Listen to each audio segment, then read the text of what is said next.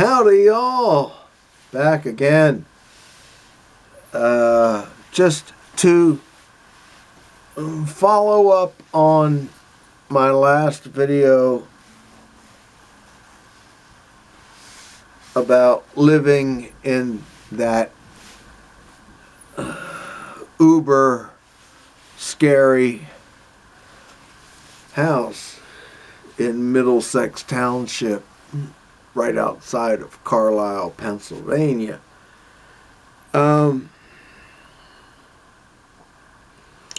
We'll call this the continuing tales of the Kunkus. The Kunkus is what it was all about. Anyway, summer of 1987. I had just moved into the property and I was introducing my friends to it. My friend David from Reading, Pennsylvania, who would shortly become a production assistant to Jim Steranko and his Preview magazine. But David was a dear friend of mine, and I wanted to introduce him to this new place I was living.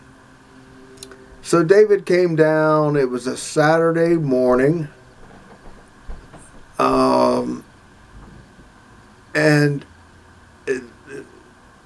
the folks at the farm, that's what I always called it, the farm, were having a cookout.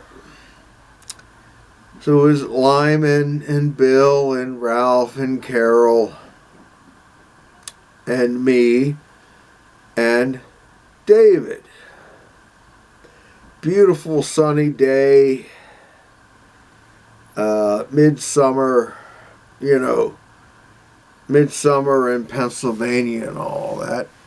So David gets down to the house, and I'm interested to show him the house. Everyone's outside sitting around the grill. They're grilling chickens and burgers and all this stuff. But I bring David into the house, and he kind of immediately shivered. He said, "Ooh, Johnny, you live here?" I said, "Yeah, I live here." He said, "Oh, I don't know if I could." Continued to take him through the house, showed him, coming through the mud room into the kitchen, the dining room, the piano room, the back room with the baby grand piano. And then I took him upstairs. I'll keep a long story short, but we walked into the master bedroom. Again, it was the bedroom of my friend. We'll call him Lyman. And it was a beautiful bedroom, big, massive, king-size waterbed in there, fireplace, really beautiful room. But he had up above the door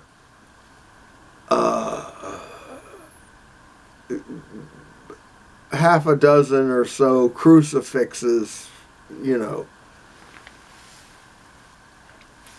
for his own reasons. I don't know what they were, but anyway, so David looks around the room, and I said, "Hey, look at all the crucifixes above the door. And David looks up, and all of a sudden, one of the crucifixes just boom falls to the floor.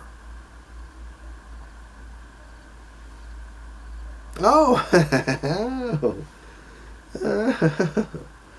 okay, all right. I just picked it up and laid it on the dresser, and showed him the bathroom and all that. And we started to head back down the stairs to go join everyone else outside. We got down to the landing of the stair, and we both heard it. We both heard it as plain as day. Somebody said, "David." And we froze. We knew there was no one in the house but us. And he said, "Come on, Johnny, let's go back outside." So when we go downstairs, and he says, "Oh, I gotta pee." And I said, "Well, there's a toilet right here in the corner of the mudroom. Just go in there and we'll get back outside." So David steps into the little half bath that's right there in the mudroom by the back door. And he's in there about 5 seconds. And all of a sudden I hear simultaneously the sound of shattering glass and him screaming, "What the fuck?" And he came bounding out through the door, and he said, "That fucking thing just hit me in the back." And what it was, on the wall, directly behind the toilet, there was like an old globe.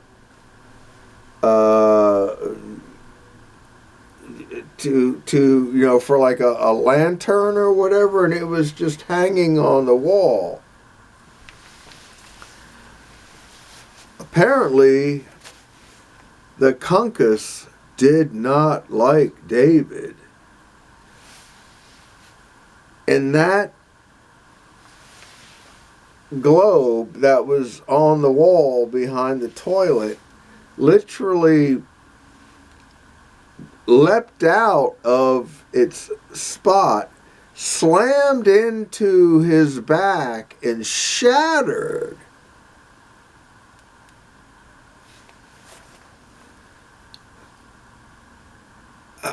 I don't know what to make of it, folks. I've never known what to make of it, other than I know that the Kunkus did not like David. The Kunkus didn't like anyone, but the Kunkus clearly did not like David. And even though he was supposed to spend, the weekend at the house with me, he ended up staying in town in Carlisle with our old friend Marty, because he refused to go back in the house. And I don't blame him. Anyway, all of that is true on my mother's grave, my friends. All of it is true. Who knows what energy is actually moving through our time, our place, our reality, our universe. Who knows, right? Anyway, that's just another story of the Kunkus. And all right, I'll get back to you all again real soon. Hopefully with some comics. But bear with me. I'm working through this glorious month of October, and I like to tell these spooky little tales while I can. All right. See y'all later. Bye-bye.